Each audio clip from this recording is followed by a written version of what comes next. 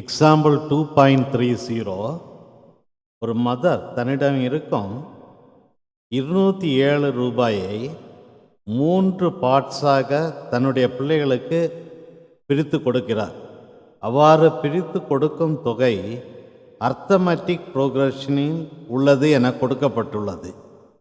மேலும் இவ்வாறு பிரிக்கப்பட்ட தொகையில் 2 லீஸ்ட் தொகைகளின் ப்ராடக்ட் 4623 ரூபாய் எனில் ஒவ்வொரு பிள்ளைகளுக்கும் கிடைக்கும் தொகைகளை கணக்கிடுக.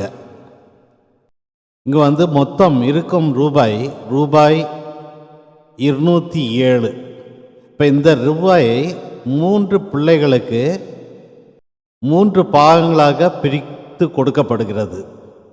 அவ்வாறு பிரித்து கொடுக்கும் பாகங்கள் அர்த்தமெட்டிக் ப்ரோக்ரஷன் உள்ளது. எனவே ஒவ்வொரு பிள்ளைகளுக்கும் கிடைக்கும் தொகை A-D A+D என எடுத்துக்கொள்வோம். மொத்தம் 207 ரூபாயை இவ்வாறு பிரிக்கிறோம். A-D A+D. ஸோ மொத்த ரூபாய் sum of the amount equal to 207. So இந்த 207 தான் முதல் பிள்ளைக்கு A-D, ரெண்டாவது பிள்ளைக்கு A, மூன்றாவது பிள்ளைக்கு A+D என பிரித்து கொடுக்கப்படுகிறது. So sum A-D plus A plus A+D equal to 207.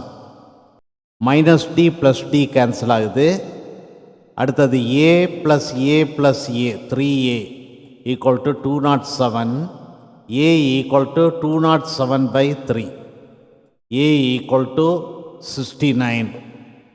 அடுத்தது ப்ராப்ளத்தில் கொடுத்துருக்கு product of 2 least amount is 4623. So இங்கே இந்த 3 பங்கில் A-D A+D இதில் 2 லீஸ்ட் நம்பர் A-Dயும் A. So A-D into A equal to 4623. இந்த இக்குவேஷனில் ஏயோட வேல்யூ சப்ஸ்டியூட் பண்ணுவோம். A equal to 69. ஏக்கு பதிலாக 69 ரீப்ளேஸ் பண்ணுறேன். 69 - D இன்ட்டு ஏக்கு 69 சப்ஸ்டியூட் பண்ணுறேன் equal to 4623. 69 - D equal to 4623 divided by 69. 69 cancel பண்ணுறேன். So 69 - D equal to 67. 69 - 67 equal to D. D equal to 2. So டிக்கு value கிடச்சிட்டு. Therefore, the amount given by the mother to her children, A கண்டுபிடிச்சிட்டோம், D கண்டுபிடிச்சிட்டோம். சில்ட்ரனுக்கு கிடைக்கக்கூடிய அமௌண்ட்டை A-D A+Dன்னு எடுத்திருக்கோம்.